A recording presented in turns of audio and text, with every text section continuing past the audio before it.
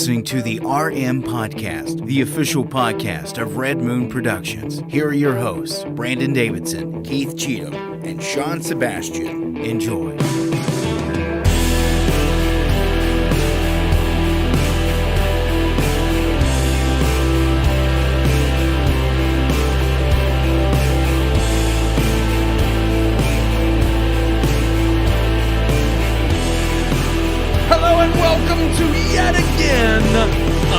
Another episode of the Red Moon Podcast. That's right, live every single Tuesday night right here on all of your favorite social media accounts. I'm one of your hosts, Brandon Davidson, alongside our normal new host, Sean Sebastian. And we got 1 week out of him, guys. That was it. He only announced his name for 1 week. True. And that was all. That was it. He's back to gibberish. He's back to just being nonsensical. Because you know what? That's Keith. That's who he is. My name is Dag Paftra. Dag Paftra. Yes. Now the test is going to be, do you remember that by the end of the show? Dag Paftra? Yeah, that's not a hard one. I'm going to test you on this. Go for it. You keep coming up with names every single week. And I'm going to see if how many you remember. Beginning the show to end the show is not a problem. You're going to have to test. You have to be like, next week, you'd be like, do you remember who you were last week? And I'd be like, no. You're going to start taking notes, man. You can write these down. Oh. We got a whole video library. That's what the internet's for. Just go back and watch. I remember Brian, but he doesn't really come around anymore because we have we have real Brian now. So that's true. I had to retire. Ooh. The other Brian. That's a sip of it looks so good. Enjoyment. Yes. Like Keith's not partaking. Now I'm tempted, and it's like by the because as it go, like the cigar had a little woozy, but now I'm starting to get over it. You floozy, and by the time you'll get raped after drinking this. This is so good. I'm telling you though, it's 10% alcohol. It is. It's like drinking a bottle of wine. We got to hold it up to the camera because this is what we always do. Yes, so we get a Kentucky. Oh, Sean, you got it. Okay, I'll let you do it. I'll do get it. Kentucky Get me on the wide. barrel. Get me on the wide angle. Oh, boom! Look at that. Oh, it's out of focus. Oh, shoot! I like the bourbon barrel ale, so I do want to try that. I'm like, by the time the review rolls around, if I'm feeling frisky, I might have to go hop and grab one. Don't push it. You said you didn't want to push it. You are welcome to have a sip. Well, because we want to take care of you, my friend. I don't want you puking. Sipping my water. That's for when you have the Carolina Reaper challenge. Haven't you seen the drunk driving commercials? Water is not some magical alcohol cure. It is. It works. You just sip some water and you're good. It does work. Not immediately. It's not like you can drink, a keg and just decide, I'm going to have a glass of water and I can drive home now. Yeah. I love that commercials. Yeah. The stupid text somebody to get a ride commercials. I say why not? Just do it. I used to. Kidding. Jokes on YouTube. I'll have everyone know I'm an excellent drunk driver. Hey, whoa. Stream Deck not working. Is it? Load that thing up. Stream Deck stinks, man. What if they had done? They've not made a working version that consistently works every time macOS Ventura. You got to get a different brand or whatever. I'm telling you. The guy I watch on YouTube. What's he got? Frank. What's his name? Frank Darabont. Random Frank P. Random Frank P tells me best tech under $50 every month, and he's got what's he got? Stream Decks on there. I mean, Stream Deck does work. It just sucks that I have to load the software. Yeah. When before I used to be able to plug it in, and it could be something Apple screwed up because I had to get a whole It should be good now. Is it loaded? No. Oh, there it is. There it is. It just popped up. But it is. See, now I have reason to use that every week. I have to do the exact same thing. I had to buy a converter so that the actual computer would work and show us full screen video because freaking Apple wanting to go change things from each iteration of OS to OS. Ridiculous. But I did want to throw out. Oh yeah, that is good. That was a 10% alcohol burp. It burned coming up, man. That's good. That spice in the pumpkin right there. That's spice. But no, we didn't. We kind of glossed over it. We didn't really bring it up last week, and the news broke a little bit before the show, and of course we had our Halloween special the week before that. Yeah. But what are your all thoughts, real quick, on the Legend of Zelda movie? That's been announced that's what they're producing next. I mean, there's not enough, I think, to really. I know some people have had because they've talked about it's Sony, and then Aviarad, however you pronounce his name. Say Aviarad, but it's Arad, Arad. Okay. But I know people were panicking over that because they're like, he produced Morbius. It's like he produces most of Sony's movies. That's like saying Jerry Bruckheimer or Steven Spielberg. But this isn't Sony. It's not a Sony game. And no, but Sony's who they're partnering with to make the live action movie. I know. True. That's what concerns me. I don't want a live action. I want an animated I'm okay movie. with. I think Zelda does. Well, I think they chose Sony because it's owned. Its parent company is another Japanese company. I think that makes sense to me because it's like.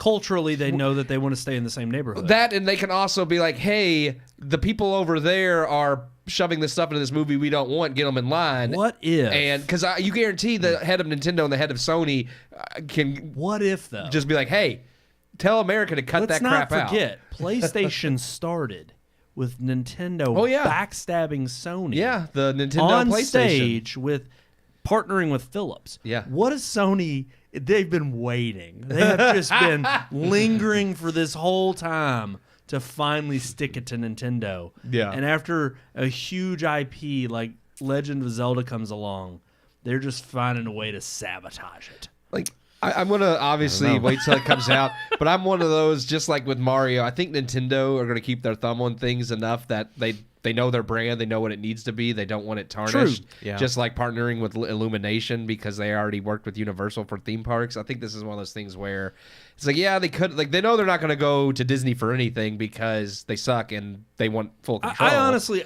look, more power to Nintendo. Yeah. Sadly, they have been closer akin. Which, granted, if you think about it in terms of a one-to-one comparison with Disney, I mean, Nintendo now is, 50 years old? Or do they go back to, like, the 60s? Because I know they were doing, like, I forget what it was they started out making.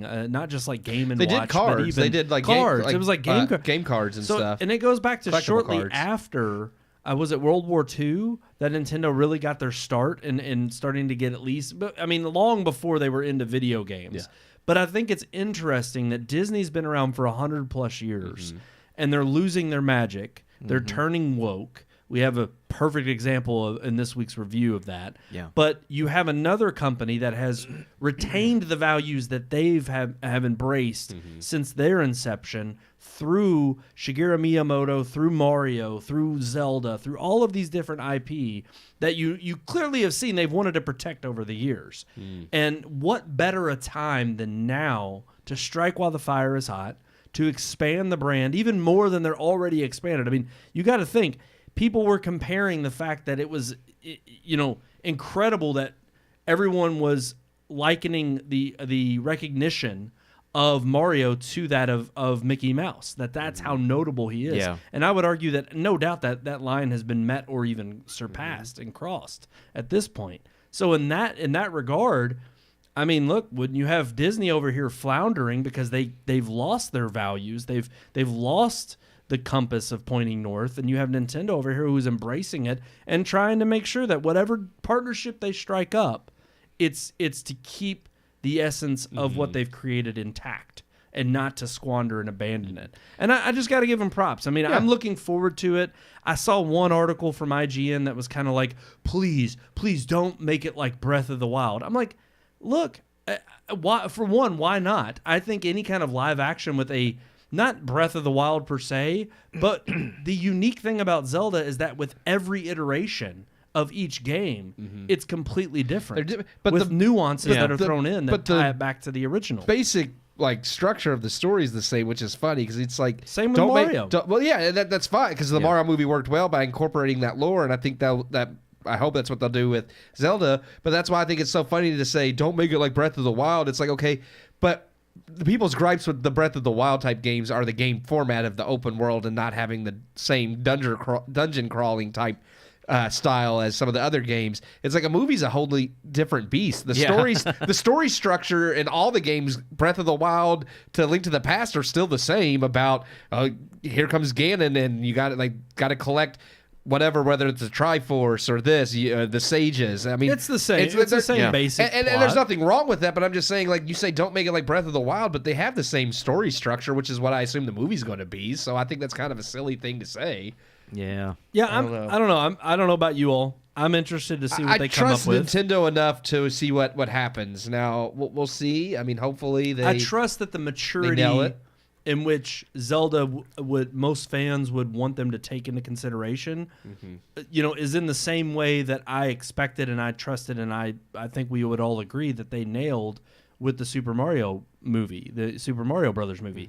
No, it wasn't stellar. It wasn't amazing. It wasn't something we hadn't seen before, but it got the things it needed to right, and it created a movie that is enjoyable, not only for your family, but especially for those who enjoy that universe and Mario in general.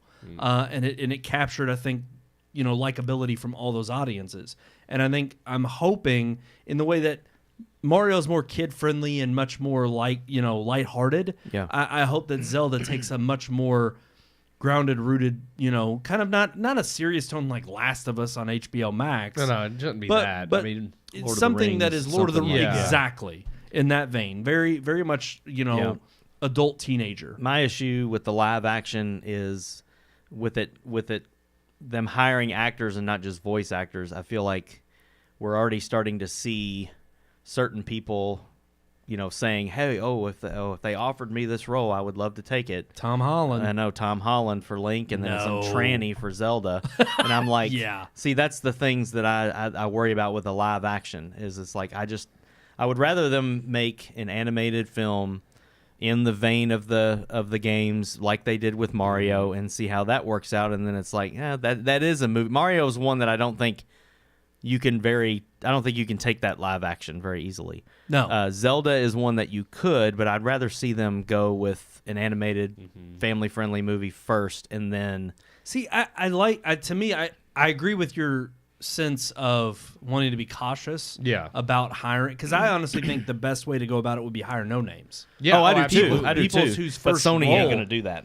See, and that is what I think is wrong, because when you're resting on, we already saw that with Chris Pratt, and you're right. I think they're used to playing it safe, which is why I don't think they'll go with a tranny for Zelda. I hope not. Because they'll want to pick somebody who their allure is that they're well liked and they're well known. Yeah. They're not going to pick a Rachel Ziegler who's going to cause up all this controversy behind the scenes because she wants to beat her own drum and announce her own politics. Yeah. They want somebody whose role in the film is going to resonate on offset and off screen with fans and with others who can just, again, point the compass and the direction back at the movie itself and say, hey, this is what we're promoting. This is what we want to see succeed. Right. But you're right. I think it is going to be more challenging than an animated movie. But I think if you put it in the realm of, I wouldn't say Breath of the Wild, but something like Shadow of the Colossus, in that vein of that art style, that's very, because that's the other thing. If you really play a Zelda game, it is more along the lines of the same mythos of just Ganon stealing. Yeah. The Triforce and trying to take over the world. they have different stories and different lore, but do. the structure is still the same. Right. Yeah. And to me, I'm like, as long as they have that, almost I think if you took an artistic art house approach and had less is more in terms of, if you did a really good job of just conveying the art direction along with the cinematography and telling the story with less dialogue, I think that's one way you could nail it with fans and with newcomers who don't know anything about this property other than, my kid likes to play it. So I don't know. We'll see. I'm interested, but sadly we got to bring the conversation back down. Yeah. Because we got to review a movie this week. And the movie we got to review, it's not the big one on the block because it's failed miserably. Yeah, it's a flop. And there's no other way to avoid it. We got to rip the Band-Aid off. Yeah. Here's our review of The Marvels.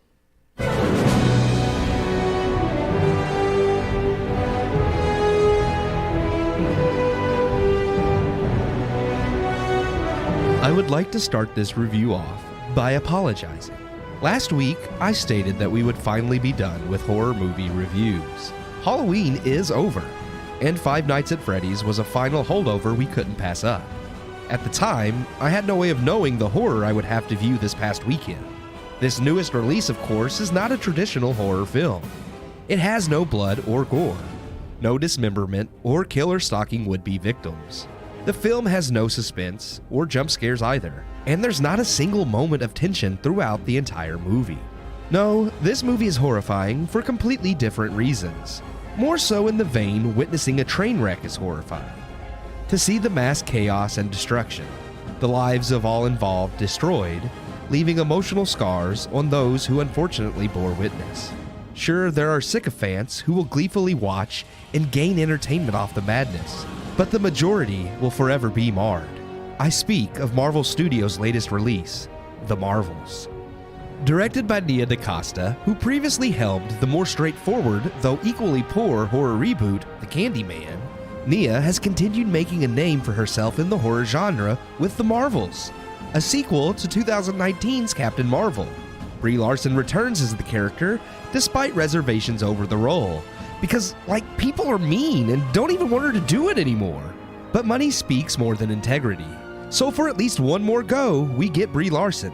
Egotistical, grandstanding Brie Larson. Joining her, because Marvel desperately is trying to repair the character's likability, is Teyonah Parris as Monica Rambeau, a character no one remembers from the first film and WandaVision, and Iman Vellani as Kamala Khan, aka Miss Marvel, a character no one knows unless they were amongst the preteen girls who saw the Disney Plus series Miss Marvel. Luckily, those other projects no one watched exist to give these characters depth, because they certainly don't get any in this movie.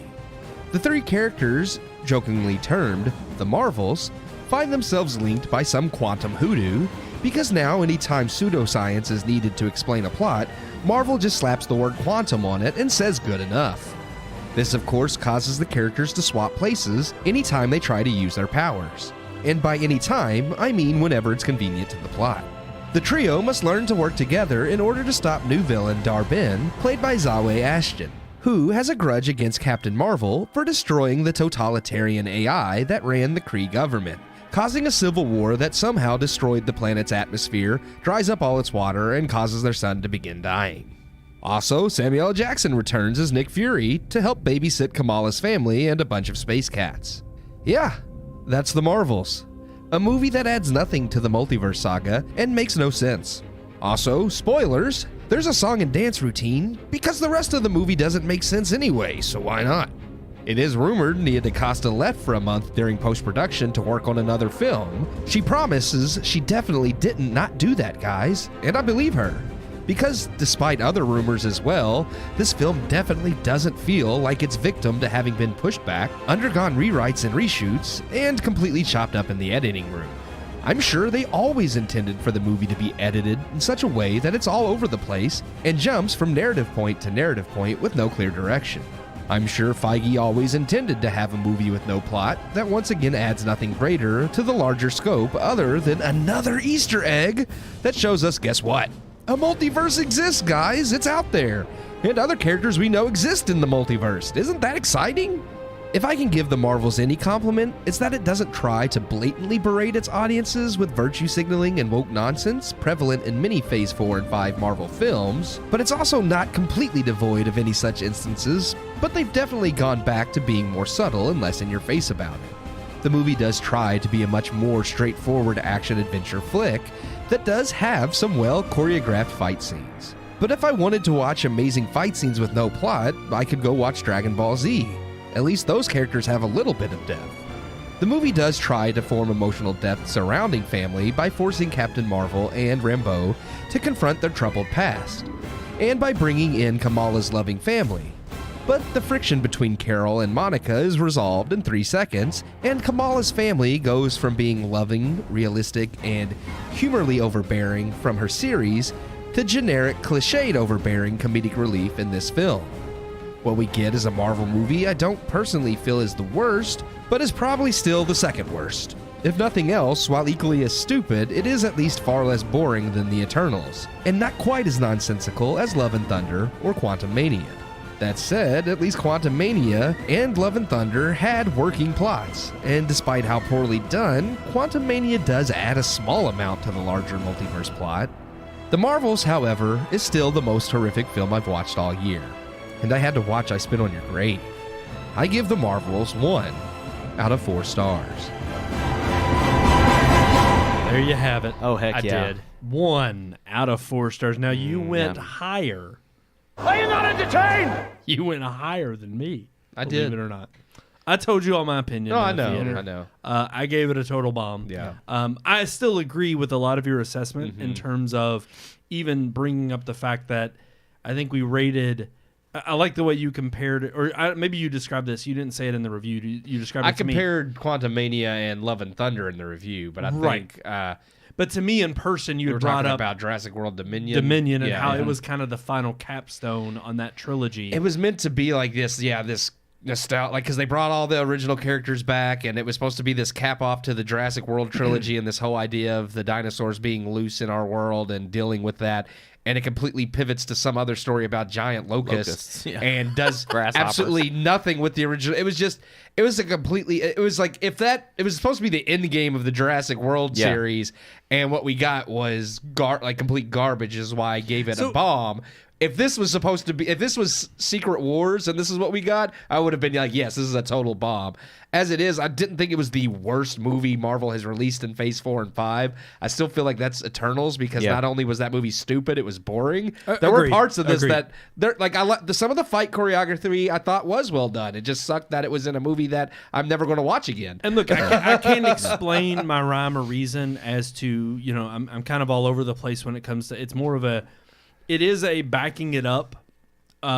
It's first a visceral gut feeling when I come out of the theater. But it's also backing it up when we discuss it here on the podcast and when I've mulled it over in my head. But really, the reason I gave it a total bomb is because, like you said, how many movies are we in to this phase? Yeah. And how many chances? There's been more projects in this saga than there were in the Infinity Saga. And that's just incredible to me that they are this far along and have gotten it this wrong. Or more hours worth. I don't know if exactly project-wise. I'd have to count that up. But hours-wise, are you including the shows? Yes. Yeah, okay. I was going to say there's definitely not 23 movies. Well, because, movies, the shows have to be included when you include... the shows, when definitely. you include character from WandaVision and a character from Miss Marvel that if you have not seen those series, you know nothing about them and have no reason to care for them in this movie. And they don't give them any extra depth in this movie. So it's not like...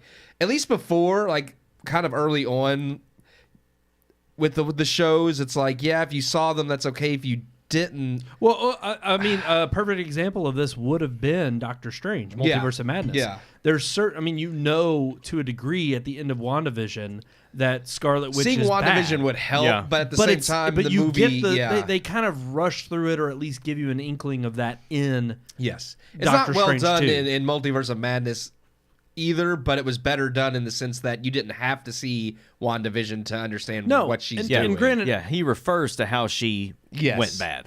He refers to so you're like, oh, she's bad now. Right. I get it. Yeah. But you didn't have to watch a whole series. And I would even understand them trusting more in their audience or even in their material if they were so bold as to do, which clearly they were, to say, oh, well, no. We're now going to make movies where we fully expect you to have seen the material that's already been out on Disney+. And I mean, this far in, I do get that, but...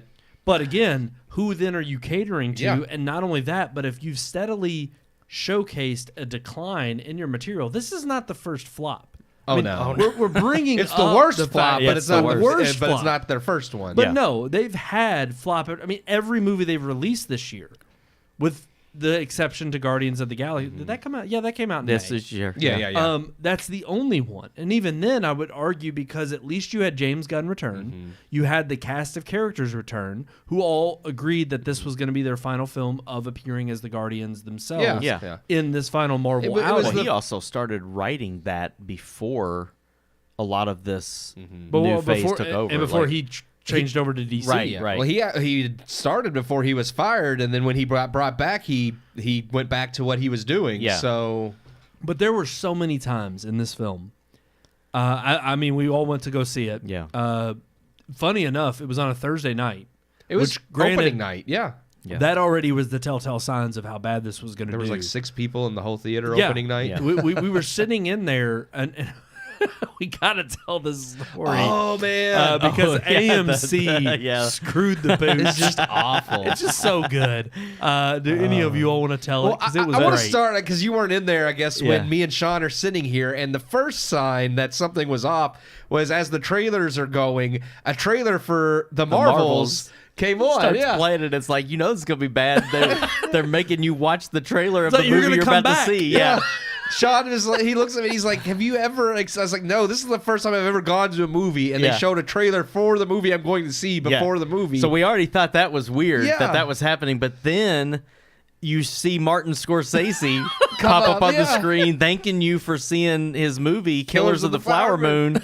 And he starts talking about the movie and everything, and I'm like, they're playing the wrong flipping movie. Well, and everybody started freaking And out. they're yeah, like- at that everybody's moment. like, what in the there was world? basically three groups, us, like a couple behind us, Yeah. and this group in the back, and like one person from each group stands up to be like, do we need to go say something? Yeah. And then finally I'm just like, well, maybe they just put the wrong trailers and clip in front of the movie, and the Marvels will play. So we waited, and sure enough, Yeah. the Marvels comes That's what on. happened. But I'm like, gosh, how bad is AMC that they didn't change out? Yeah. It was great.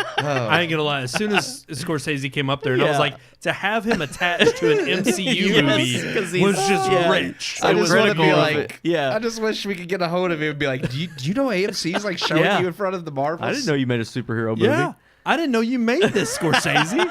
Yeah. Beautiful film. That was the Yeah. most entertaining thing the whole night, was. honestly. It really Yeah. was. There were so many times throughout this film I looked over at you all gasping and just thinking, how could it get any worse? Yeah. Look, if there's one thing I can give credit to the film for, even though I gave it a total bomb, there were times I laughed. There were times that it was entertaining for pure, just unadulterated, like, this is absolutely ridiculous. Yeah.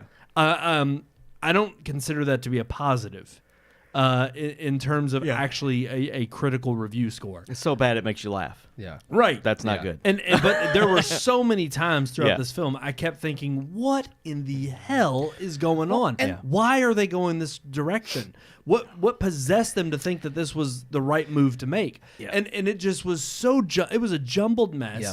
From start to finish, whether it was expecting you to have seen the trailer or the series on Disney Plus, whether it was expecting you to just again go along for the ride and expect all the zaniness with regard to the I love that you brought it up in the review. We all caught it when we walked out of the theater. The switching back and forth and how convenient it was when they would use it and when Yeah. they wouldn't. It was just based on the plot. I Yep. mean, Yeah. and it wasn't, and even the zany stuff. Because there were a few things in here that, first of all, like, okay, the plot with Samuel Jackson, the cats, was not even necessary to No. this entire movie. If you cut that Pointless. out, Yeah. like, it wouldn't have mattered. But there were certain. what have they done to Nick Fury? Yeah. I'm sorry, it's just abysmal. But there were certain elements of that watching it because I mean the Flurkins do come from the comics. They and they're used comedically in the comics too. But there's certain elements of that I was like, this would have worked in the Infinity Saga because now they just throw every bat crap zany thing at you and just expect you to accept it, like, oh, this is fine. But the way they used to handle the out there things were, one, it would just be one abstract thing in the whole movie.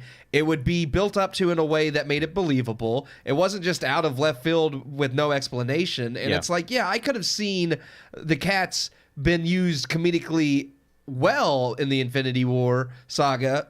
But now, because it's just like, well, we'll do whatever because people think it's funny. Let's just have them eat an entire space station. And, even though the previous movie shows that when they do that, they kill people. It's safe eat here. a space station. You got to clarify. I said Yeah. eat a whole space station full of people. okay, there Yeah, you go. yeah, yeah. That's the part Yeah. that I Eats all think the is people. Yeah. absolutely insane. Yeah. Yeah. And I'm just like, okay, but you just literally, in the first movie, he was eating, like, the bad guys and killing them. They were Yeah, dead. Like, right.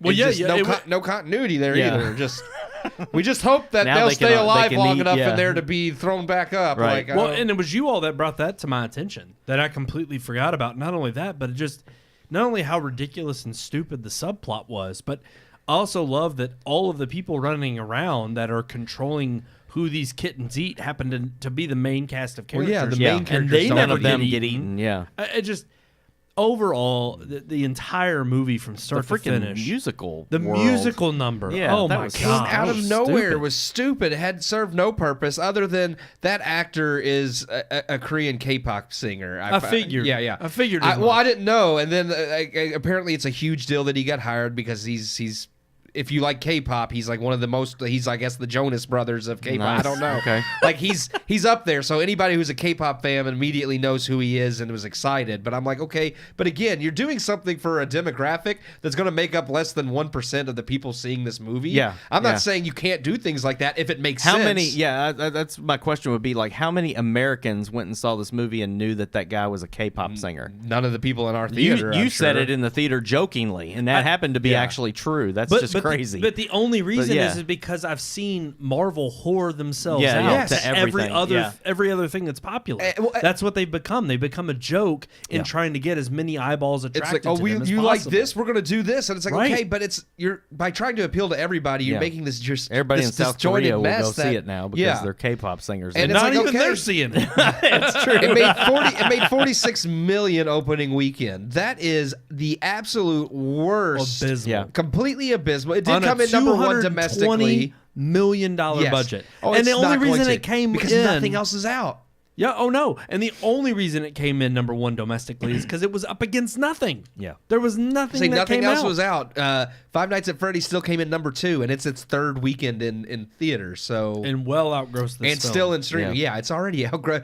Five Nights at Freddy's outgrossed a Marvel film. It's crazy. Yep. And And this was the worst. It was the worst performing Marvel movie.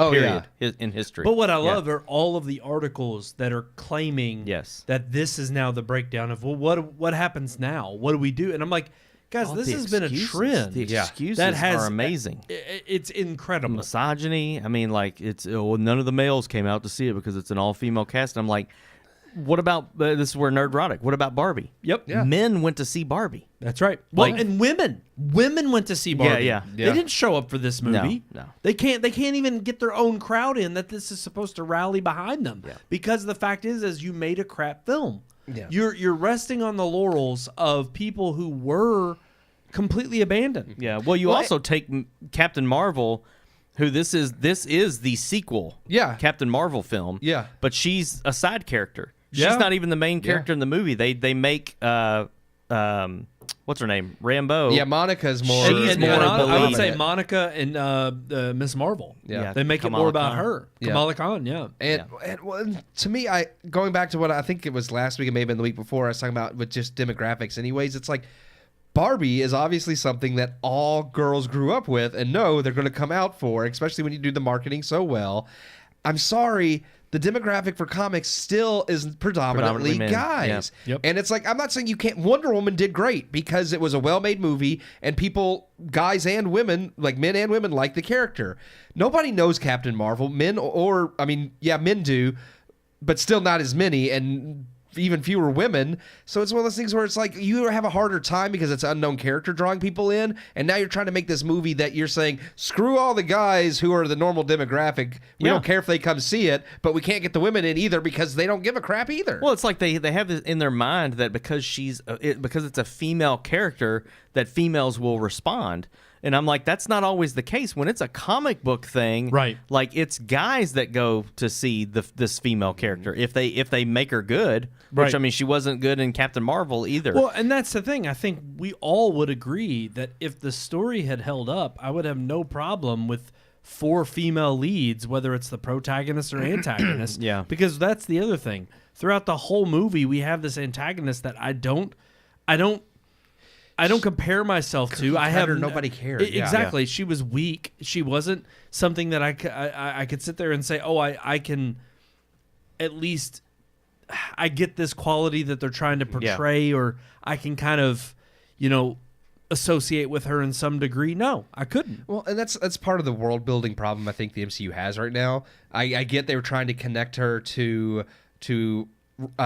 Ronan, thank you, from Guardians of the Galaxy, and then her picking up the reins like after he's killed, after Captain Marvel takes down their totalitarian AI and all this crap. And it's like, okay, but you literally just told us all this in this one movie. Yeah. We've never seen her before. Like if you had if she had been an underling of his in Guardians of the Galaxy, and I know they weren't planning that far ahead, but again, that's part of world building.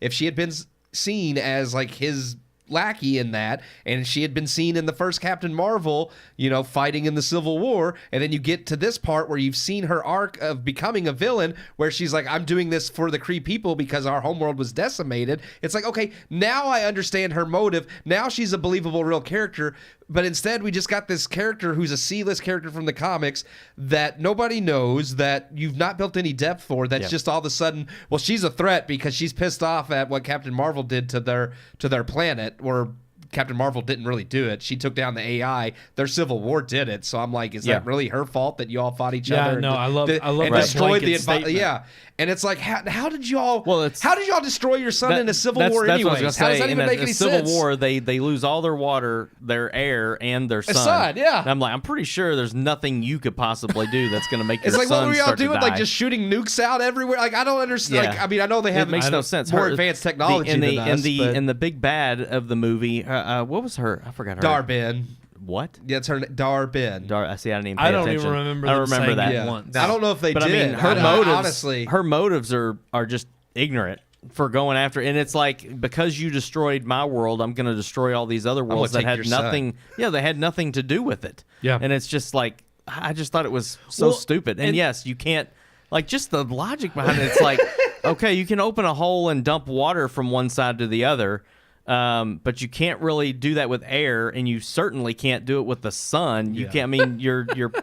It's just ignorant. Like, no, I completely going? agree, because there was part of me that not only lost the understanding of what that story was bringing, but the fact that they just, again, this is something that they're taking such extensive.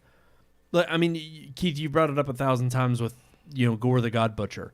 They're taking these. That one really ticks me off. It's such a good comic story. I get and I understand completely why you would be upset for something that is thoroughly, fleshed out in the comics. But what ticks me off about this is, even if she is a C-list character, it's like, I get it's a one-off movie. I get that it's another instance in the Marvel Cinematic Universe of supposedly somewhat bringing you another piece of the puzzle to this multiverse epic, which again, I like that Keith brought that up in the review. It's ridiculous. It's like, guess what, guys? There's a multiverse. It's like, thank you. You've told us that 6 movies now. Right. There's no new development with regard to anything deeper than where that. was that in this movie? It wasn't. In the after credits scene. And That's it, though. But Right. I'm saying, nowhere in this movie did they say anything about the multiverse. The holes in space, like the jump points or whatever that was, well, has and nothing to that's do what with the kills me. multiverse. At the end, when Monica's going through, they did state that that wasn't a portal to like another planet. That was a different. They did state it was a different universe. They're How glossing convenient, yeah. over all of these details that would be centric to building a better and stronger narrative. Yeah. But they haven't. They've completely gotten rid of that. And look, some people may even walk away from this and say, look, it was entertaining, it was fun. But here's the deal. Even if that's something you're selling, you have to not only sell that in turn. I mean, if you go back and watch the final trailer that they were promoting this movie with, it shows Iron Man, it shows Captain America, it shows the Avengers. Yeah. It shows the build up to Endgame to show you what was left behind. Yeah. They're trying to tie this into, no, we're telling a serious, strong, pivotal story that you have to see. This has been the story with Dave Feige in every single release Kevin since Feige. Did I say Dave Feige? You did. That's I'm okay, sorry. though. I was thinking Dave Filoni. I don't know why. Filoni. That's Star Wars. That's Star Wars. Kevin Feige. But bringing up with Phase 4 and 5, that's been his problem, is that he has tried to rest on this idea that the fan base is going to show up no matter what. And we've called him on his bluff now. We've paid attention. We've showed up. Look, No Way Home came out just before Doctor Strange. Yeah. No Way Home came out, and it was a huge $1.9 billion success at the box office. Yeah. We were willing to see what was next in store, even after, just before No Way Home, the abysmal Eternals, the so-so Shang-Chi, so-so Black Widow. We were willing to keep tuning in. We're not at that point anymore. Yeah. And you have to admit that you are in trouble when narratively you can't bring along the fan base that has stayed through the rocky bumps and dips in the road. And there's still stuff that's still unexplained. Okay, you mentioned Shang-Chi. They've still not brung up the cliffhanger of the rings. And they sent a signal out into space somewhere. The after credit scene where like they sent out a signal to who for what? You've not connected that. Nobody's brought up We've the seen damn Kang. And yes, freaking Eternal. that thing's still in the Indian Ocean, popped up out of the earth, and not a single person's like, "This is a problem." I didn't Where'd see this it come once from? in all of the Earth shots that they showed in this movie. I didn't see it there in the Arctic once. They've been treating that movie like a redheaded stepchild. And it's and I get it. It's like it was the worst reviewed, and it's been the worst so far. There's not going to be a sequel to that. But the problem is that it's still connected. Everything's connected. You can't ignore the fact that you did it. You have to you can't. It's there. There's a giant eternal or celestial sticking up out of the earth. You have to rectify that somehow. Yeah, I don't know. It's awful. It's terrible writing and world building. Awful. And it's showing the disjointedness of the MCU and the problem that they've not only had with their series that we've talked about on the show, but now that it's even gone into the movie realm that used to be so tightly woven with each iteration. But now you're getting the idea that no, they don't know where they're headed. They want to clean up things in post-production, whether it's re-editing. If there's one thing I can absolutely, even if you don't agree with me in terms of giving it a bomb, and fine, you may have your own merits, the editing in this movie was atrocious. Oh God, yes. Yeah. There was jumping around from not only scene to scene, but within scenes themselves. The moment that they put on the memory helmets and they try to do flashbacks to to Captain Marvel talking to Monica's mother, and basically trying to give them a gay lesbian relationship, more or less, is what they're alluding to, I think. Especially when you consider Captain Marvel talking to Tessa Thompson, they have the undertones of that. I don't know, because the first one, I mean, like I said, they treat her like aunt, but they're supposed to be best friends. Now, I get that you don't know anymore that It's one of those things that I think they conveniently edited to just be a subtlety. But even then, the editing in that scene is supposed to be emotional. The editing in the scene when Captain Marvel finally breaks down about how she destroyed the Kree people and their civilization, it's all supposed to be emotional, and it falls completely flat. It is awful editing. There's never a moment in this movie other than the laughable moments because of how bad it is that I actually got any kind of emotion evoked out of me. It's one of those things where, too, the movie is short. I mean, it's one of the shortest Marvel movies. It's 95 minutes. Yeah, and I'm like, Thankfully. there's none of the other films are that short, which still leads me to believe there was a lot more to this movie, and they cut a bunch of it out, which is why the editing looks so choppy and bad, and it goes from one scene to another without letting anything sink in. But, dude, there's like 20, maybe 25 minutes of those flipping cats in this movie. And I'm like, there had to have been more time spent on some of the actual plot elements, and they cut that stuff out, but they left the damn cats. And I just, it shows me how little Marvel cares about continuity and about story. They just want to get the main thing, and I mean, the CGI is terrible. I told you guys the other night, me and my sons, they wanted to watch Spider-Man No Way Home. So I was like, yeah, sure, I love that movie. We'll watch that one. And I'm sitting there watching this movie, and I'm crying in some parts that I had forgotten about. And the CGI in the movie was phenomenal. I mean, it's not in game, but it was still really good. And I'm watching this, and I'm thinking, this is insane how far Marvel has fallen in just 3 years. Like, it's crazy. Well, even the narrative structure, because while we all talked about how No Way Home plot-wise wasn't really that brilliant until you get to the other Spider-Man. Looking at its narrative structure and the way the plot unfolds is still so much better done. It's cohesive, and you can follow it, and it does still have emotional moments compared to Multiverse of Madness, Love and Thunder, Quantumania, this movie. It's like the plot and narrative is all over the place. Nothing makes sense. And I mean, I really do, like you said, I think they hacked this movie up because they knew things weren't working. I think they tried to go a safer route and hack out anything they thought would offend or upset people and make it more of a straightforward action adventure movie. But the problem is that its plot and characters don't make sense, and it has no emotional depth. So now it's like, okay, you still didn't fix it because the problem is still with quality, and they're not getting that. They're not understanding that. Well, another thing is, where's Kang? Like, here's another Marvel movie that doesn't even drop a freaking breadcrumb of Kang. well, they don't know what to do with Kang now. And Well, and I know that. Apparently, so Loki season 2 I was going to wrapped say, the way Loki the same ends, weekend. I haven't this seen came out. the end. I started watching it last night. I've only seen one episode. I'm not going to spoil anything, but all I know is that it all. Yeah, season 2 ends. But it's weird that season 2 of Loki is supposed to be I don't want to say a cap, but it could clearly give you an inclination of where they're headed with the Kang storyline. Mm-hmm. And what I find so funny is that you would put something so pivotal, considering what you've alluded to the Kang dynasty being, whether or not they go that route now or not, but with that being the original roadmap, that you put such a pivotal moment in the series, that hardly, because if you do, I mean, again, I'm not going to say flop. I don't know. I don't really know how to judge the series they put on Disney Plus, but it is certifiable flop in the sense that not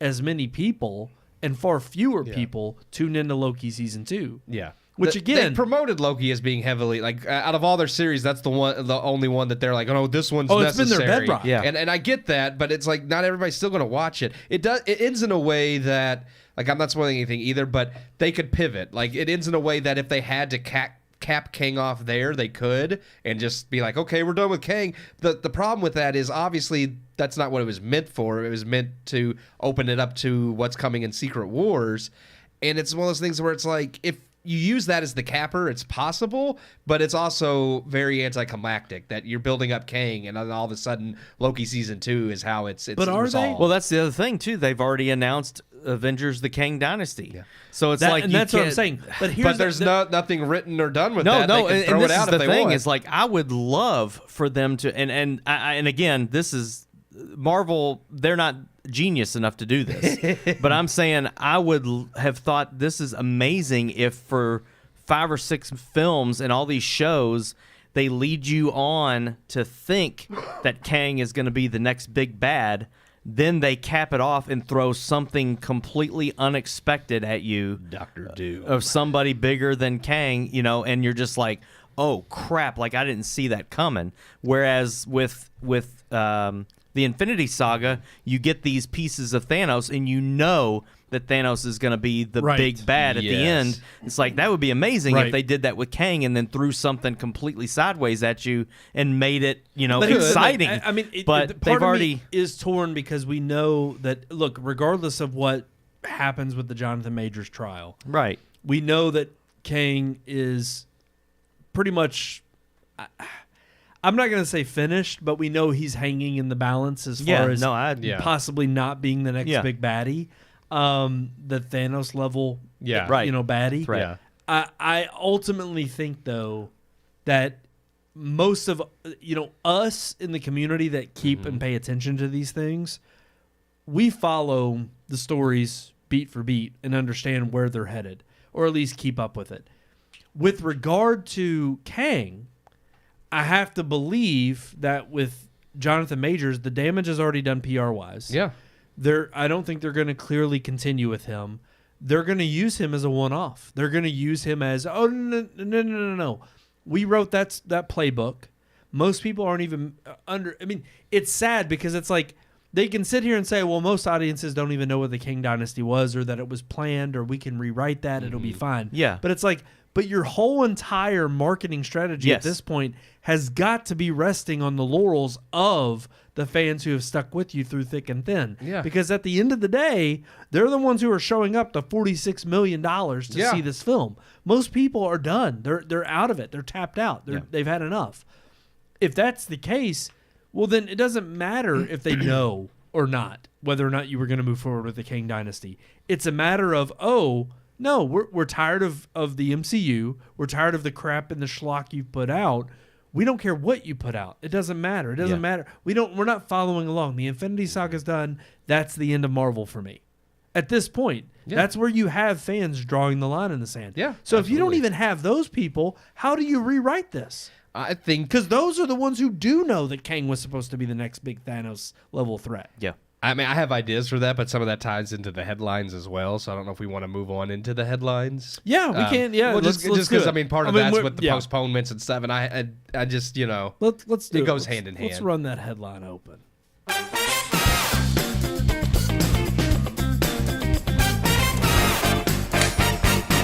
Pow, pow, pow, pow, pow. I mean, it is kind of sad and ridiculous at the same time that Marvel was such a huge piece of what cinema is these days, and I mean rightfully so. It was a massive cultural phenomenon, right? for And, sure. and if you want to take Absolutely. the critical approach that like Scorsese did, that's understandable. Or those that the fans who are still lingering for it to catch its footing and come back into the good graces of its original glory. But ultimately, I mean, it is sad that we have to. I mean, when you're talking about a movie review of the MCU in any form or fashion, it extends beyond just the review of that single movie because this is the world that Kevin Feige wanted, and this is what he tried to build. It's supposed to be one massive shared universe. So your movies no longer live and die just as solo films. They also have to effectively serve the larger universe. Right. So let's talk about it. I mean, the Marvels bombed at the box office. It did. What does this actually mean? And this is, look, again, like we said, this is a trend that has been going on. This is not the first MCU movie that has bombed. No. There's been plenty before that. Quantumania didn't make its money back. Before that, I mean, Eternals bombed. I mean, there's been several. I think I tweeted you guys. I didn't think any of them really had broken even since... I don't know, did Multiverse and Love and Thunder? I think they broke even, but they didn't make a lot.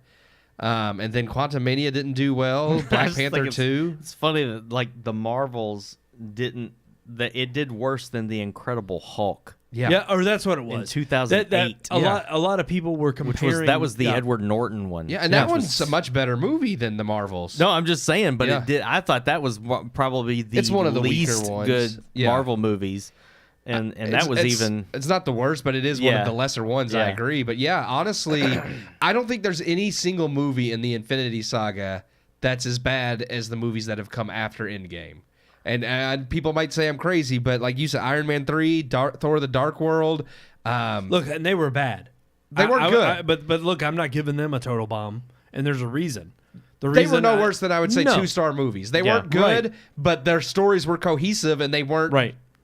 Whatever crazy, as weird as Iron Man 3 got with the Mandarin what's his that? name, breathing fire. I was like, as stupid as that. As stupid as that was.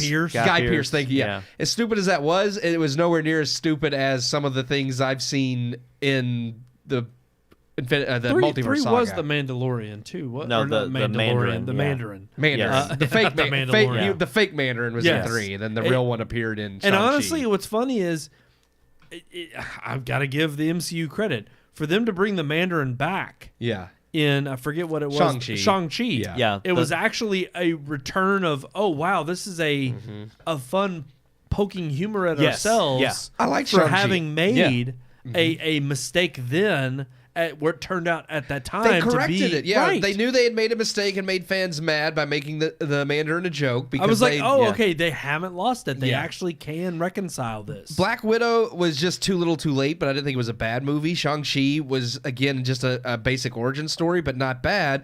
But those obviously aren't enough to further this multiverse saga. But then once we got past there, everything just started falling apart. Yeah, it really was right after No Way Home. I mean, because just before No Way Home, the weakest of was Eternals.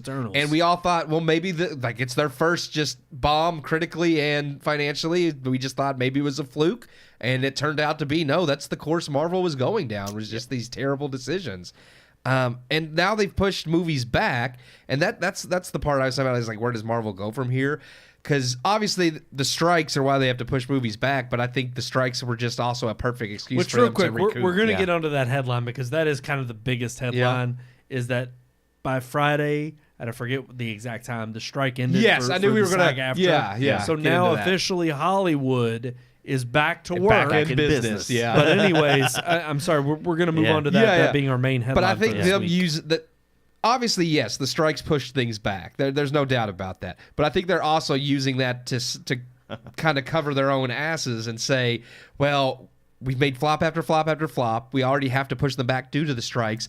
Because they've pushed everything except for Deadpool 3 back. It's the only film on slate. That's the only MCU. Now, there are a couple series still slated to come out, but it's the only MCU movie coming out next year. Well, it's because it's the only one that doesn't have to do with this story arc that they were trying to create. Well, and it was At best, already it's well bringing him established. into it. Yeah. It was already well established long before this road that the MCU's gone down. Most of the Phase 4 and 5 films have been exactly that. It's been the focus on the next wave of what the MCU is bringing in. Yeah. It's the passing of the torch. The very fact that they ended this film and they've now gleefully had many of the mainstream media with the Young Avengers. talking about the Young God. Avengers and the fact that, these three are absolutely Who could certified. the next member be? Right. Yeah. It's like, Well, well, we you know know it's it's going not- to be it's not gonna be a Ant-Man's dude. daughter, and then somebody I else. mean, I can already, But it's I can like- already start naming them all. We've seen most of them, and what's But the fact of the matter is, and I didn't really bring this up with regard to the Marvel review, and I should have. If there is any more proof, there's no more proof than you could find than with this film that how biased the mainstream media is in terms of propping up a film that narratively and creatively falls so short. But yet, if you look at Rotten Tomatoes, and I'm not just harping on the fact that, we ran the story and we talked about the headlines a few weeks ago, or even a couple months ago, about how Rotten Tomatoes was getting paid reviews. But even undermining that being a nefarious action, you have now institutions that know they have eyeballs. They know that ultimately the MCU has been woke for quite some time. They are literally propping up shit. Yeah. They are trying to tell you that shit doesn't stink. Yeah. And because they have the stamp of approval of, hey, we're an establishment, we're authorized mainstream media, you have to believe that this does not stink. No. Believe your eyes. Believe what you see when you go watch, if you plan on watching the Marvels. But I can guarantee you, you're going to walk out of that theater and say, I was lied to, and they're a bunch of bastards because they are trying to sell you on shit that I'm telling you is garbage. They're running a hype game for Marvel and Disney.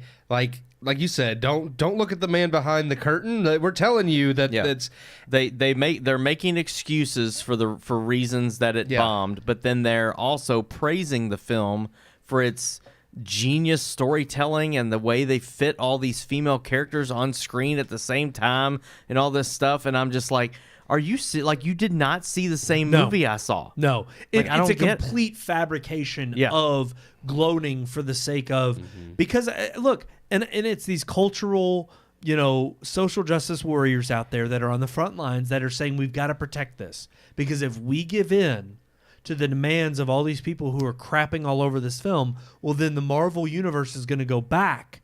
It's going to go back to what it was. And we've taken it. We've taken the control, and we've got to hold it has to this. go back to what it was, or it's not going to survive. Well, and that honestly, and that's the biggest thing at hand right now is does Bob Iger, does Disney, does Kevin Feige and the MCU, do they admit their mistakes, lick their wounds, and turn the ship and right the course, or do they continue on a sinking ship?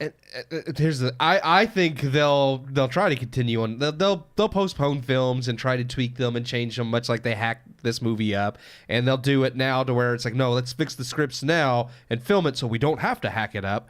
But because I don't think they've fully learned the lesson, it's still going to be milquetoast movies because they're just thinking, well, now we'll not put direct propaganda in there that rubs people wrong. We'll just be subtle about it again, and that'll fix everything. Well, it's like, but that's not the only problem. The problem is the writing. Excuse that a lot of people had as to why this flopped, as if this matters amongst all the press, is the fact that, because of the SAG strike going on during the release of this, they weren't able to do press junkets. They weren't able to get out there and promote the film. And if we had just had Brie Larson on the front lines, telling men like not to go Rachel see her movie. Ziegler, but heaven forbid, because Snow White's been completely pushed back from last year. But Brie Larson on the front line would have got more butts and seats. It's not even. Come on. I read that too. It's ridiculous. It's like, this is a Marvel movie.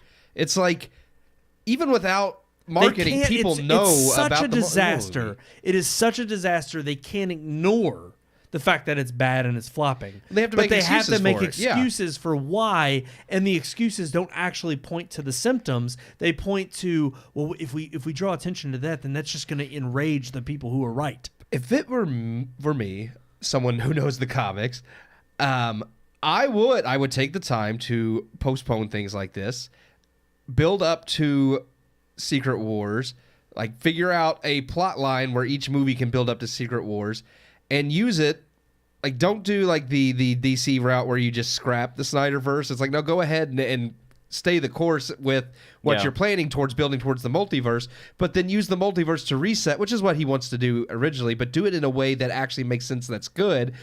And then wipe the board clean, use the multiverse to reset, and then you can move forward telling stories with your Marvel movies, not individual movies with each individual character, but choose, like I said, Gore the God Butcher, or choose the Wasteland Saga, which you could hire any actors for because that's when they're old. It's like, choose significant stories from the comics fans love, like Civil War, that could have been, like, they did that fine, but it could have been more than one movie, and use multiple movies to tell one story across the, like, rather than these independent movies and then here's this one Avengers movie that ties it all together. It's like, no, we've had that with the Infinity Saga and it worked for that, but now there's more nuance. You're trying to introduce too much and none of it makes sense. It's like, you got the Thunderbolts coming in, Young Avengers coming in, you've got, but that's what all I think these characters is so nobody interesting knows. those are all the stories that are getting pushed back. Yeah, that's the reason, and they'll blame the SAG-AFTRA strike, they'll blame the WGA strike, and they'll say, well, we got to push those back because they're not fully, baked yet. We got to make sure that they're ready to go. Yeah. But it's too much to try to introduce all these different groups and characters and do if you want to do Young Avengers, you're going to have to do like phase 1 where you build into Young Avengers. Yep. If you want to do Thunderbolts, you don't have to do every Thunderbolt character. But those are storylines that require more than just a single movie to be like, here's all these characters you don't know and give a crap about. Now they're a team. It's like, okay, thanks. I mean, Avengers worked because we built to it. Multiverse Saga can work if you build to it, but just these little, well, there's an incursion going on, and now there's these characters over here, and it's like, thanks, we've heard 1,000 times that there's multiple universes, and they're starting to clash with each other because of some, reasons that if you didn't watch Loki, you don't know. Yeah, I mean, it's all the way back again to No Way Home, right at the end of near the end of the movie, or no, it's about halfway through. Yeah. Spider-Man is talking to Doctor Strange and says, "Oh, the multiverse is real." Yeah, and he's like, "Yes, it is." And it's just like, okay, well, there we go. And that's all you needed to know. That's it. Now let's dive into that. Well, we don't need 7 movies that tell us the multiverse is real. And regardless, I'm not gonna sit here and I'm not gonna spoil what happens at the end of the Marvels. It's still pretty fresh. But it kills me because if you watch the end credit scene, and you've seen it with other end credit scenes in the most recent Marvel films, just like you're bringing up with No Way Home. The problem is that when you extend you open up, because this is really the issue that I had with Multiverse of Madness. When you open up the idea of there being these other fan favorites and you give them an inkling or a look into the world that could be expanded upon, we've already seen the trick. You're a magician who's revealed how you did it. We know that you're not going to use these as any substantial piece of storytelling. We know that it's just to get us excited about what's to come. I think it's a way to put butts in seats. Oh, absolutely. Because the thing is these end credit scenes are almost always one of the things that people want to see, and people hear about them before the movie's ever been in theaters. Yep. And it's like you automatically hear this. This is what happened with Black Adam. Everybody heard the leaks and everything that just happened to leak, I think intentionally, that Superman was going to show up at the end of Black Adam. Yep. Everybody piled in to see Black Adam because they wanted to see freaking Superman. And there he is. You get what you want. But I guarantee you there's a ton of people that went and saw it just because they heard what was going to happen at the end. And if you hear what's going to happen at the end of the Marvels and you're a fan of a certain group of X-Men, you're gonna go see the freaking movie just because of the end credits scene. Well, that's what they want, and that's what they know that they're banking on that. They can say that, but the problem is we've already seen this trick done. We saw it with Professor X in Multiverse of Madness for the trick. We saw it with Fantastic Four. You could say that, but the Marvels isn't doing that well, so I don't think they're falling for it as much this time around. They were falling for it, but they're becoming wise to it. Yeah. I would say the reason they're not showing up and the reason this box office is a flop is not because, Brie Larson wasn't out there trumpeting it on the front lines. No, it's because people are Brie Larson was out there saying, "I don't know if they're bringing me back for another movie or not." Like she was running her mouth against the people who were feeding her. She's like, nobody wants me to do it anymore, so I may not. It's like, that's who you want promoting your movie. She was pulling a Rachel Ziegler. Yeah. She was. Yeah, true. Honestly, Honestly, before Rachel was on the scene. If she had been out there promoting it, the movie might have done worse because she just True. would have been done told all the white guys not to go see it again. Like That's she did right. First. I'm just going through some of these reviews of this movie. Oh, I know. And it's like, it's insane. Like, Brie Larson's superhero movie dares to be silly but amazing. The Miss Marvel rescues the MCU from itself. What? Yes. What? Oh, they've all been that's a praising headline. Absolute trash. Yeah, They've all been praising dribble. her. Yeah. That is The garbage. Marvels is exactly the great, fun superhero, blah, blah, blah. Wow. Yeah. Wow. It's a reminder of what Marvel needs. These are the headlines from Forbes, Because The it was a Atlantic, silly, fun Washington movie. Post. You all of these. cannot tell me. Yes. This is absolute bullshit. I It is. know it is. If there is not bigger proof, I mean, look, we've had proof since COVID hit that all of these huge platforms have been in conjunction with one another. If this is not proof of it even further, that it's a freaking movie. Yeah. That they're now pulling behind to leverage the stake of the MCU and Disney. Wacky- It's absolutely this is- insane. Wait a minute, I just had it. Wacky, bonkers, I mean- fun party at the end of Marvel's worst year is what it says. It's just a lot of fun. Yeah, none of it makes sense and it's silly and Yeah. it's all dumb, but that's why it's fun because somebody needs. I mean, what's crazy it's is just crazy. Like I think the one that drove me up the wall, and I don't have the quote verbatim, was Stephen King coming out. Oh, he doesn't even watch. He Marvel even movies. said as much. He is- said, I don't even go see the He thinks MC they're all movies. stupid, But yeah. he specifically said, I just don't understand all the hate on this Yeah. film. He's like, because why would it's you doing actively so bad." root for something to fail? Right. And it's like, just shut up. It's like, you don't even like, you think the Marvel movies are stupid. Why Yeah. are you chiming in now? Because it's women and all the men are hating against women. Because it's like, he got the memo. Yes. That's Yes. what kills me is everybody who's on this train, they know the memo. They know that the MCU and a lot of what Disney has been pushing in the last few years with the woke garbage has been it's exactly what they've done with the colleges and all the major institutions.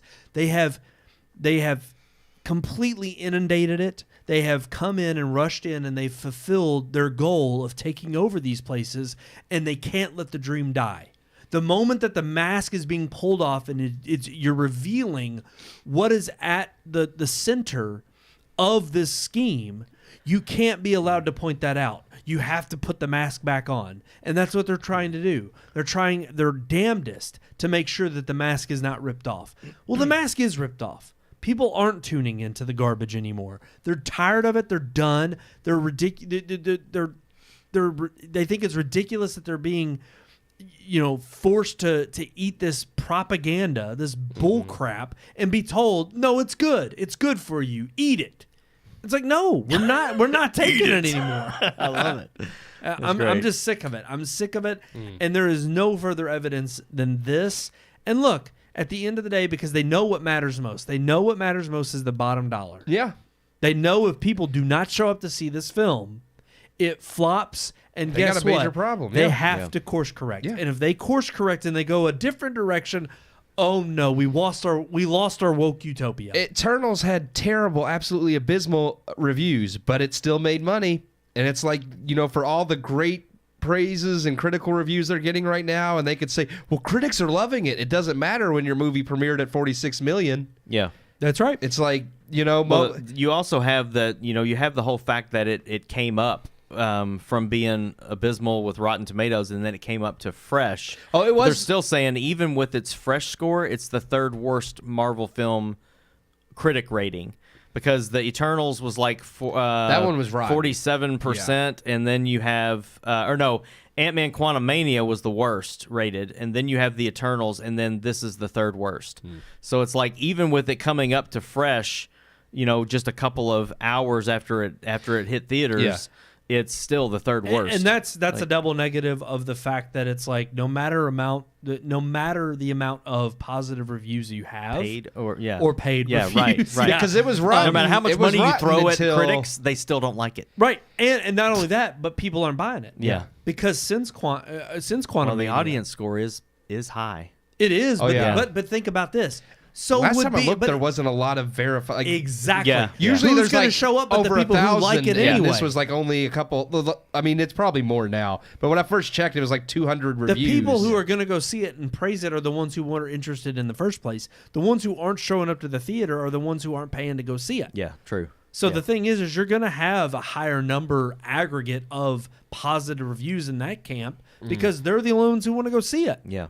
I mean, the box office is proof that it's like the MCU is failing. They don't have a clear direction of where they're headed.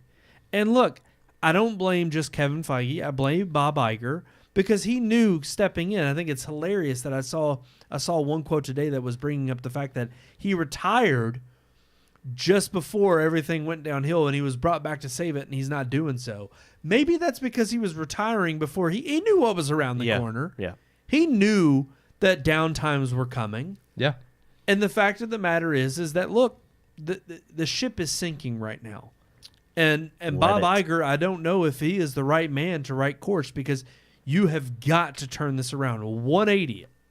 And if you don't, you're going to continue to suffer loss after loss at the box office. Well, he's not going to go down with the ship either. No. That's one of the things where when, He's made when his money. Yeah, if he just pops up one day and he's just like, I came back, I think I've done my part helping Disney, and it's time for me to go ahead and just part ways and step down. Well, then it's going down. Yep.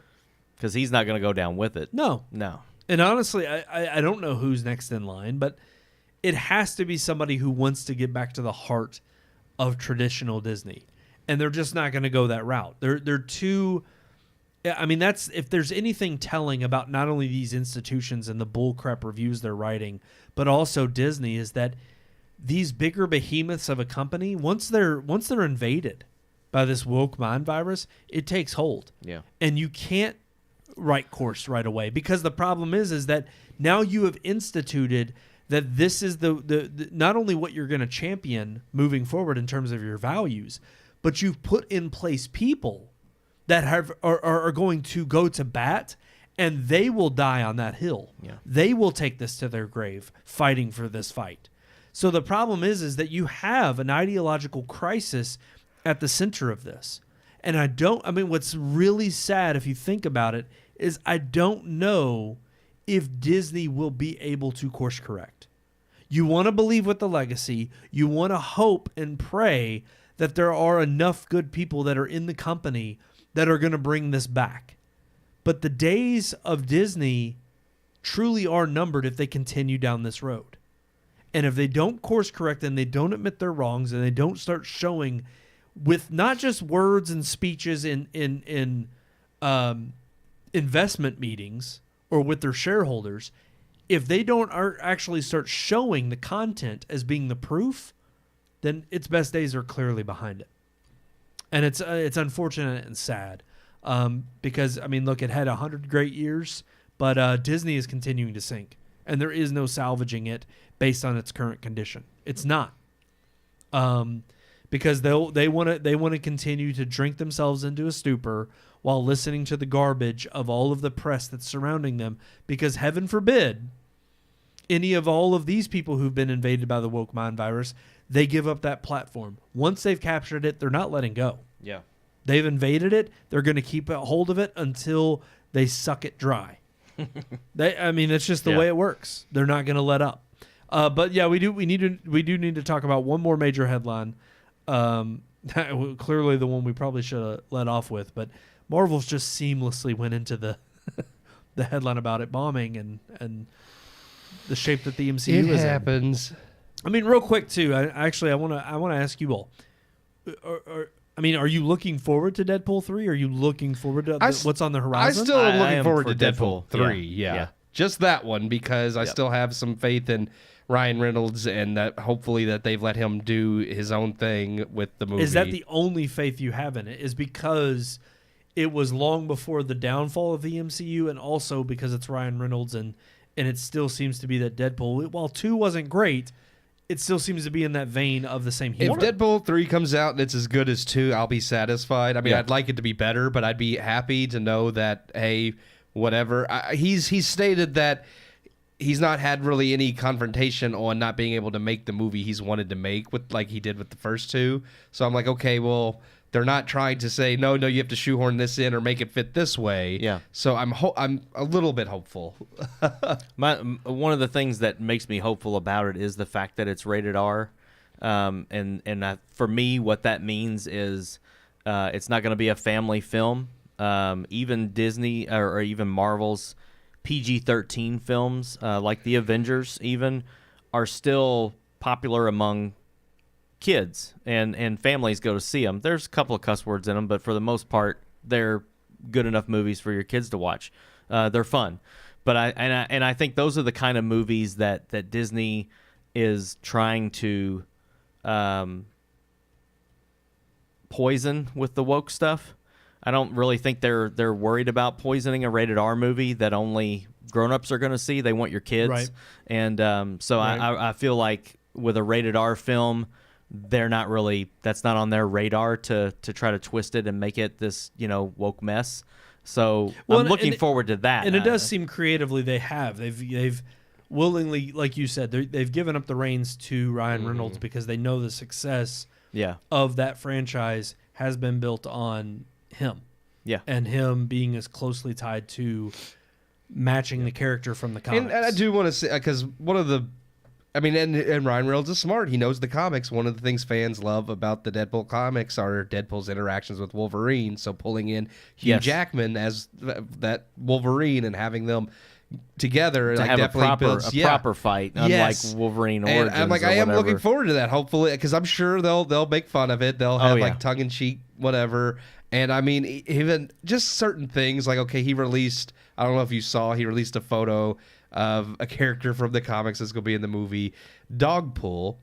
And and it was absolutely hilarious though, because that's a character. There's basically just like Spider Ham, and there's basically an animal version of every hero from the Marvel comics. Like there's a whole other like universe in the multiverse where they're all anthropomorphic animals, and not that Dogpool is a talking animal, but there is a character from the comics that, much like superheroes, like Superman has Krypto the super dog. Like it was a trope from years ago.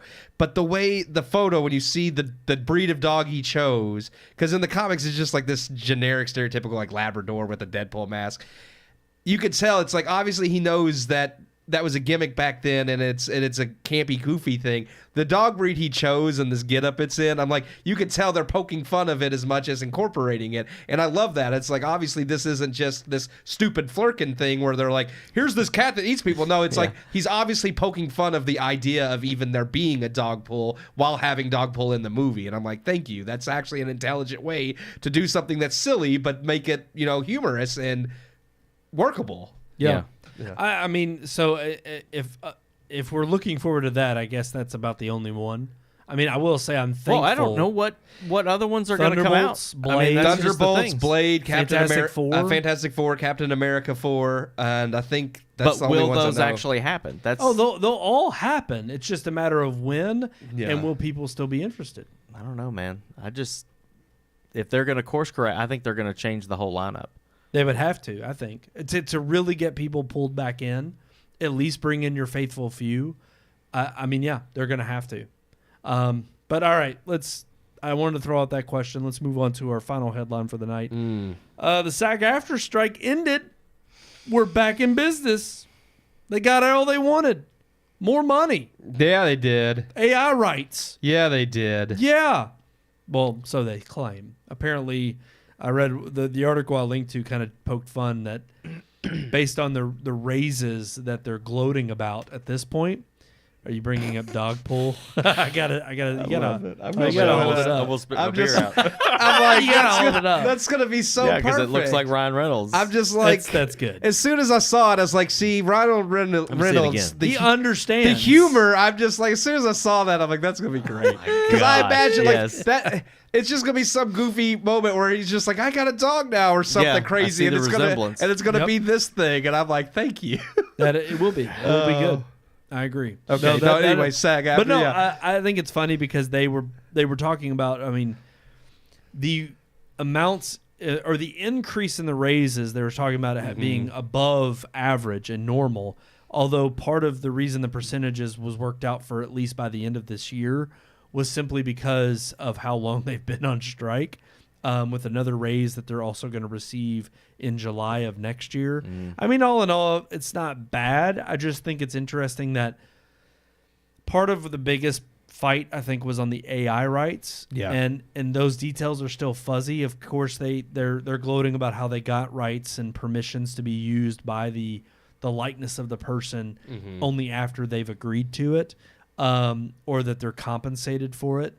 I ultimately am, again, it's one of those things where for so long we were just enjoying the silence and the peace of not having to deal with Hollywood celebrities. Yeah. And that was the only thing that I thought my bubble was burst because they made this deal. And They're I'm going to like, be back great. now, yeah.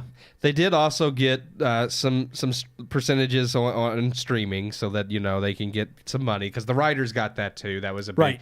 The streaming revenue and raises and AI were pretty much the three big, we want more money, which I get. I mean... That was the one part of the strike that makes sense to me is just like when you didn't have television, but then that came to be. So they had to figure out, well, what do they get paid for television shows? Right. And now you have streaming. It's like, I understand. It's like the streaming services have been making all the profits because there are no standards on how they share those. So I understand why they would want to go to the table on that. Yeah. But and it got really granular in terms of like I was actually kind of surprised. Like even when it does nude scenes, they were like, you can't audition in anything less than a bathing suit that would be seen in public. They can't ask you to like take your clothes off. If you go above a certain time or you're even asked to memorize lines, you're immediately going to be compensated as if you're a paid actor or a certain rate. I mean, there's just little that things. one's a little, I think, that one I feel like might be a little excessive if you're auditioning for a Well, role. and that's what I'm saying. You I should mean- memorize your lines. You're auditioning. But here's the weird thing is at what point this is always the double-edged sword of unions is they can be very good in the sense that they're fighting for your rights. But on the other end of that, they can also be very stubborn in the way they negotiate and with the rights that they conclude that it ultimately makes producers and movie houses either go with a safe bet or find workarounds to get around what has been established so that they can get a better deal. Because I understand there's coming to an agreement and a compromise, but there's always going to be a winner and a loser at the end of the day. And to me, when you look at the past, several months that they've been on strike, right now the clear loser is the ones who don't have a name. They didn't have a steady paycheck. They're the ones who are just trying to get their start in the industry. And yeah, you might have been able to negotiate something to the extent that they come out better at the end of this deal. But how many places are going to hire them now because they are that much more expensive and because you negotiated them out of getting a proper role that might break them into a bigger, more lucrative career? Again, it's not that I'm opposed to workers fighting for fair compensation. No, yeah, absolutely. But at what point does it become beyond fair compensation and enter the realm of greediness on their part? And also, again, when I'm collectively bargaining with this union on my behalf, I now don't have a say if the majority of the union says we're sticking by these terms and that's all we're going to stick with. Meanwhile, I'm the one that's working 2 or 3 9-to-5 jobs to try to make sure that I can feed myself to chase after this so-called dream. I've seen that with having several family members who work for one of the big three part of the UAW, that strike. I've seen plenty of that where there's been plenty of people who are like, this is enough, we're happy, but of course, no, we gotta keep pushing it. And it's one of those things where it's like, how far do you go before how you make many it of them worse? didn't want to strike in the first place? Well, because that affects people's livelihoods. It's like, you get strike pay, it's a pittance compared to your actual pay when you have bills to pay and mouths to feed. And this is a far cry from the days of coal miners going down into the coal and getting black lung and being down there and covered in soot all day and it destroying their livelihood for literally measly pay. More terrifying is people who aren't informed, who don't, like, whether it's any, like with UAW, SAG, like any type of union, there were times where like people were just ignorant and don't actually understand what it is they're fighting for. So then they're like, well, I didn't get what I wanted. That's what we're fighting for. I'm not going to vote for that. And it's like, no, you're misunderstanding. Like, and that's a problem too, is when you have people who don't even know what it is they're fighting for that that go and vote anyways because they're not informed and just ruin it for everybody else. So that's what happens in America all the time. That important. Yeah. But I mean, what are your all's thoughts on this ending? I mean, hopeful or I don't really give a crap. I don't either.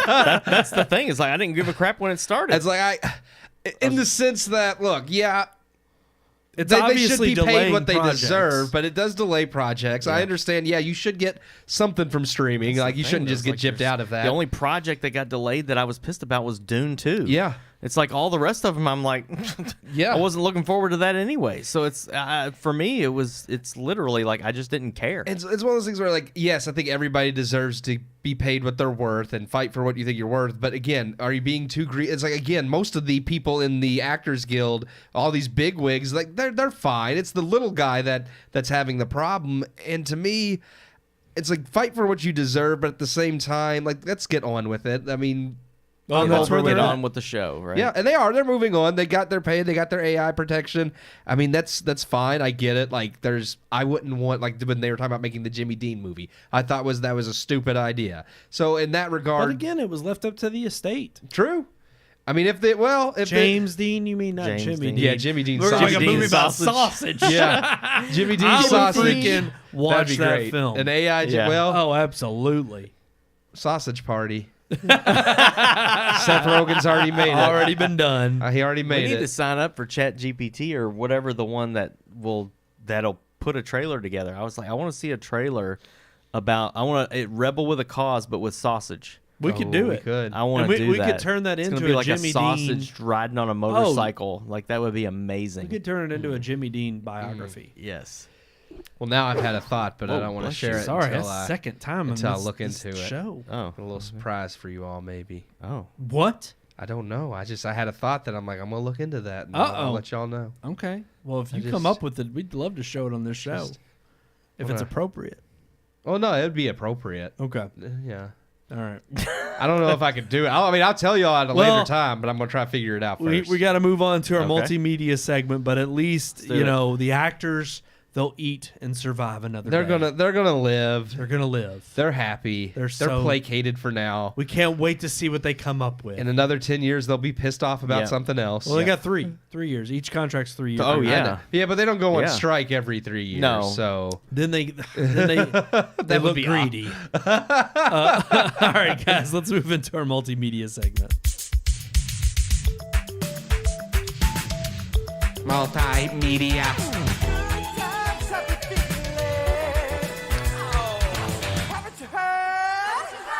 multimedia. That pumpkin spice was good. I'm gonna have one Second. next week for Would sure. you like to try it?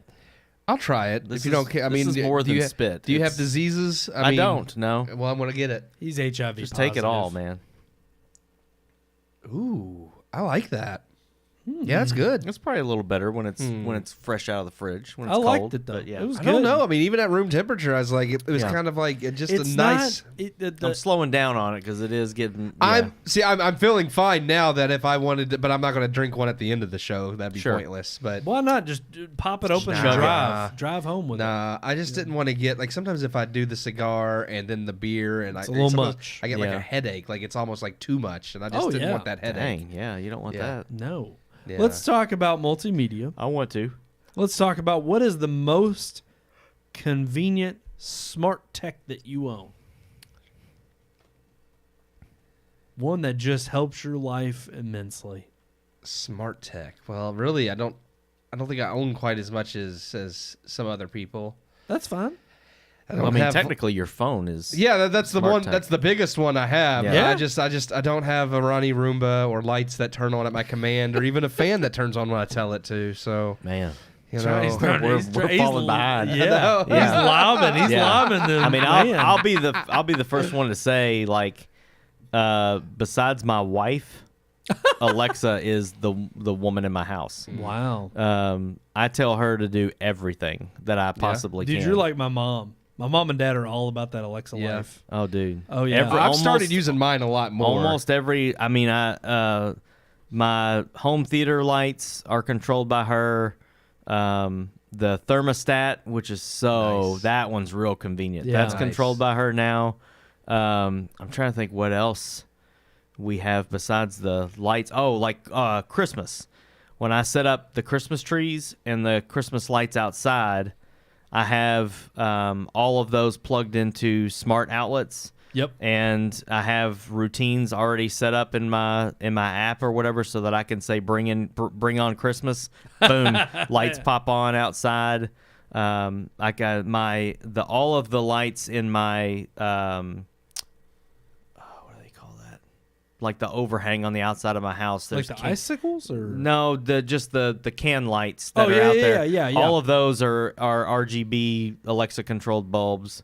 So I can say celebrate 4th of July, and they go red, white, blue, red, white, blue. That's cool. That's cool. Yeah, on Halloween, I can tell her to set up the spooky lights or whatever they do, red, green, purple, red, green, purple. See, you all, I mean, you're definitely on orange, that green, level. purple. Yeah. You're on I'm that not level. on that level. And this is the best one, hands down. In the basement, my surround sound box, TV, and my theater lights are all connected to her. Sweet. So when I go in the basement, I say, Alexa, movie time.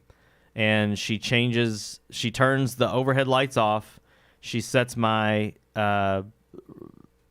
RGB lights next to the TV on either side. She sets those to dim red. Oh, man. And then the TV turns on, the surround sound box turns on, and it automatically switches to my Apple TV. Just beautiful. And it's just like you just hear the clicks of the TV coming on, the lights fade. Yep. It's amazing. If I say game time, she sets the front lights to PlayStation Blue, the PS5 blue, so awesome. And then the back lights she sets to like a cyan blue. Okay. And then she changes the surround sound box to the PlayStation output. See? And just sets it. I freaking love it. See, the And most the kids love it. Oh, it's the most I got is when I turn my PlayStation on, it turns the surround sound in the TV on. Do that Yeah. HDMI link. Yeah, I would Yeah. say you got that Yeah. HDMI link. That's it. Yeah. But no, it's funny. I need to set up. Alexa is much more. We've probably set off so many devices if they're listening on out people's loud. TVs. But I will say she's much more robust in terms of taking commands and already having, and also third-party connections. Yeah, the skills that right. are way better than Siri. Yeah. Because with Siri, it's like I know I can, but I have to go through Siri shortcuts, and I have to set them up. And for me, it's just I haven't taken the time to not a properly lot of, know. Yeah, there's not a lot of devices that are compatible with HomeKit. They're not. You were kind of poking fun, but one of the ones you brought up that I just recently did was I changed out my light switch in my living room to be, a smart Wi-Fi switch so I can turn on my fan. Because I'm not going to lie, there were times during the summer I would get done cutting the grass, I'd come in, I'd sit down in the recliner to cool off, and I would just want that fan blowing on me. And I would have to get up, go turn on the fan. Look, I admit it's completely lazy American. Yeah, it's I a whole get 5 feet. You gotta and I just didn't want to get up. And there's been times where I've been falling asleep. This is the biggest one. Falling asleep in the recliner. And I just want that breeze on me. And I'm dozing off and I got to get up to turn it on. And so I've just wanted for the longest time, because I can have the light on or off. All my lights in my house, at least 95% of them, are all Philips Hue. So I can turn those on based on the room that I'm in. Super convenient, especially like you said, when I got Ronnie Roomba going around and he's vacuuming. If I'm away at home, it's like, I'm going to turn on the bathroom in the hallway because I want there to be light. Yeah. So it's super convenient for that. But even this one little thing was just like, all right, I changed out just the switch, got it connected. I can now say, Siri, turning on living room fan, and boom, it's listening. So the fan just turned on. Yep, the fan's just probably activated turned on. all our phones. But that's what I love, is the fact that I can just be sitting there dozing out or dozing off and immediately just say that. Yep. Fan kicks on, and it's just like, it's so convenient. And so it is those little things. I mean, even if it was, like, I could go through and maybe try to learn some Siri shortcuts to put into a, whether I already have it set up to where when I leave or when I come home, certain the things happen. scheduling thing is a big thing too. Huge. Just the fact that I can pull up in the driveway, my lights come on and they're ready for me. The fact that I can leave on certain days of the week, and immediately when I leave I get a notification after I pass out of a certain range. It's like Roomba started vacuuming, and I'm just like, it's just so convenient. No, I mean, I've started, like I said, I have an Alexa, and I didn't use it for much other than just a speaker, but I've started to utilize it more, especially with deliveries and with, for the longest time, the green light that tells you there's a notification. Yeah. And it's like for the longest time, I was like, what is this? Like, why is this green? And I would like unplug it, plug it back in, and then like eventually like it would go away, or I'd get on Amazon and look at my notifications and it would go away because I checked the app. And then finally I figured it out. Now all the time, like when I see it, I just like, Alexa, read me my notifications. And she goes through it. I was like, okay, there. Yeah. My mom and dad set timers. Yeah. They'll get notifications, and then Yeah. they'll say, hey, put this on my shopping list. They'll say, it'll tell them when their delivery is due or when it's coming. And they now have smart switches, and they'll tell it to turn the living room on and off. Yeah. I mean, I will say, when it comes to, I would say the most convenient and the most use I've gotten out of it, I mean, come on. Yeah. That's how I control the lights in here. My phone, Philips Hue is just like... My phone, definitely. I mean, there's times when, like, I have Roku hooked up to TV in my bedroom when I fall asleep at night, and I'll drop that dang Roku remote behind the bed all the time. There you and go. I'm like, I don't want to get out of bed and get that. And luckily, Roku has an app that you can use the remote on. So I just pull over my phone, and I'm like, okay, control the Roku with my phone, because I'm not getting that remote from behind my bed until tomorrow morning. And that's another thing. Yeah, the amount of times that I've watched something on YouTube, like I shouldn't admit this much. I've gotten out of my car and I'm like, I've already started watching something because I started watching it when I got out of my car. And I'm heading up to the door, and it's like I can walk inside and I can immediately just turn the TV on in the PlayStation, and I can just start I do that with YouTube. Streamcasting immediately. I do that with YouTube I love all the that. time. I just freaking, it's so convenient. I transfer what I'm watching from YouTube to either like the Roku in my bedroom or the PlayStation in the basement all the time. Like, just flip that over, thank you. I mean, it's funny. I wanted to bring this topic up because I think far too often, and I'll be the first to admit, there are far too many times where the technology doesn't work. As cool as it is, there's times where it lets you down. Yeah. But there are times where when it does work, and there's those days where it all works together, you're just like, man, this is amazing. Honestly, that little, like, when I got my new phone and it had the USB-C charger, so I couldn't use the dongle for my auxiliary cable, that little Bluetooth auxiliary receiver that I got for my truck works amazingly. I've only charged it maybe twice since I've got it, because it's supposed to have a 16-hour charge life, and it does, because it lasts. And I mean, it works for phone calls. Like everyone I've talked to on the phone with it has had no problems hearing me. There's been no echo. It plays like when I do the podcast or listen to whatever I'm listening to, and I was like, man, I wish I had this thing a long time ago. It's way better than using an actual cord and have to hold my phone. Because I'll be driving and I'll be like, Siri, play this, and it just starts playing. And it's You great. have one that's rechargeable? Mm-hmm. It's a Bluetooth that you plug into the auxiliary port. Oh, okay. And then I connect I connect it to the Bluetooth. Yeah. And it plays through that. But I didn't know you. Yeah. I don't have, like, older vehicles didn't have auxiliary ports, but you can get the ones that play through the radio. Yes, yeah. And they're usually like a cigarette lighter, so you don't have to charge them. Yeah, and But- those. See, in mine, I charge mine through cigarette lighter. The problem is, and it's understandable why they did this in the Hondas, is it is convenient that it's not out in front of you, but it just sucks because mine is tucked away.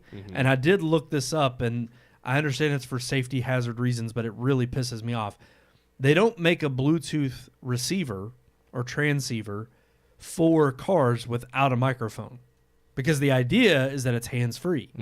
The problem is my auxiliary jack is within my middle console, so I can't use Siri within my car because of the fact It's that too muffled, It's too muffled, and I can't use it to answer phone you can't calls or talk to change. people, yeah. Like, even if I wanted to do voice to text, I can't do it. And I've tried to figure out if they have it to where I still want to use the onboard microphone for the phone, but still transmit the speaker audio through the Bluetooth to go into the car stereo. And they don't make any without microphones. Mine's right there on the stereo or the radio, so I can just plug it right in, and it picks up my voice from where I'm at. And granted, this may be different based on the models, but the other problem I have with mine is mine stays charged, but I got tired of having to remember to plug it in if it dies.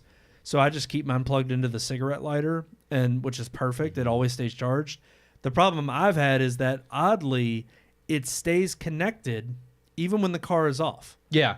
Like, it won't drain the battery of the car, but it drains the battery of the device. Yeah. And I have to come in, and I've listened to stuff, and like I'll obviously I'm getting out of the car, getting ready to come inside, so I'll stop whatever I'm listening to, come inside, let Edie out, and I'm going to, and then I'll try to pull up something on my phone, it's and still immediately playing on the audio is now playing still on the Bluetooth, and I got to disconnect. I've had that manually. too, but that makes sense because it's only plugged into an auxiliary port. It doesn't know when you turn the car off. So if you don't turn True. it off manually, and because I've done that too, and I'm like, crap, and it will if you disconnect it. That's what I've done. It will turn off on its Right. own, but as long as it's connected to your phone, it It's thinks just it's still the playing. one minor inconvenience of is, I've got to yeah. go in and directly disconnect Yeah. it. Then it automatically, which granted, if I don't have it charging all the time, it does know as soon as I turn the car off. Yeah. It'll disconnect because it senses, oh, I'm not connected to anything within the car. Okay, we're done. What annoys me, and I think it's because I set because you can label your Bluetooth connections and all that, like car stereo, this or that,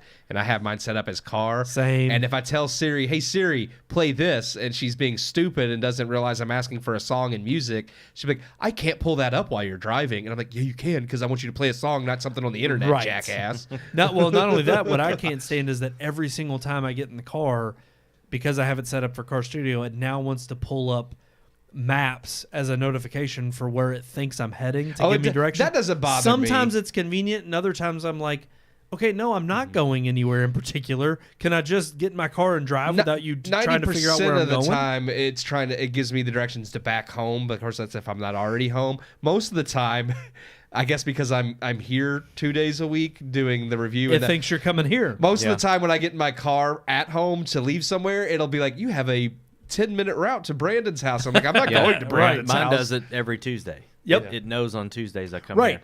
And that's where it is convenient. When it it got to the habit on Sundays or Saturdays, it would try to route me to my parents because it knows typically that's when I'll go over to there to visit them. But it's just interesting that it's like, okay, it is somewhat convenient, but there is a part of me that's like, you don't always know this, so just kind of back off a little bit. Quit But trying to read anyways, my mind, Siri. Yeah. Now, I just wanted to talk about. Share the load. That's right. Let me take over a little bit. Let me still be a human, okay? Let me be myself. But no, thank you all so much for tuning in. I just wanted to share a little bit of, love for technology. We'll either crap on it or be talking about how it's not enough. There's some cool things out there. You mentioned love, so. Love. I knew it was coming at some point. I've given up hope that you won't play it. You know what I love? Emails. What? No. I do. I love emails. I like emails more than regular mail. Wow. Because all I get in the mail is bills. That's I don't true. ever get a bill in an email. No, that's true. You just get spam, or you get really great emails from viewers. That's right. What is that email, Keith? Like, if they want to email us? Yeah. RMPodcast at redmoonproductions.com. Every freaking time. Gosh, it just gets me. Yep. Shiver up my leg. What was the name that you called yourself at the beginning of this episode? Dag Paftra. See, I got it wrong. I thought it was Bag After. I was like, what?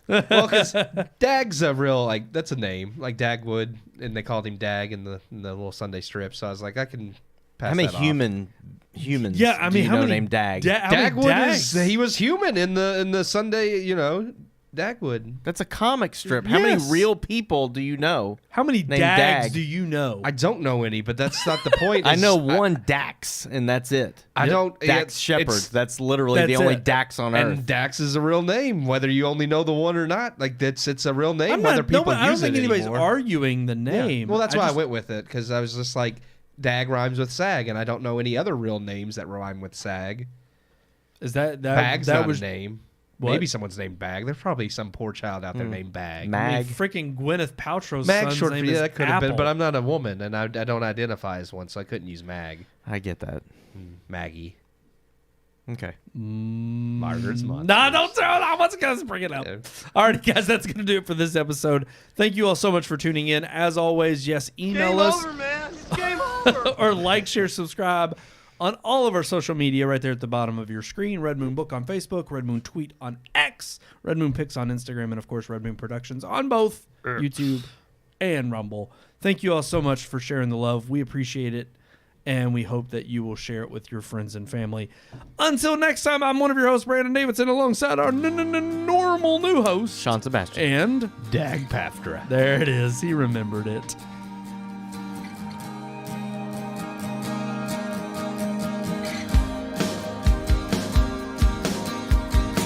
We hope you enjoyed this week's episode. For more reviews, previous podcast shows, and everything Red Moon, visit our website, redmoonproductions.com. You can also like us on Facebook or follow us on Twitter by searching for Red Moon Productions, LLC.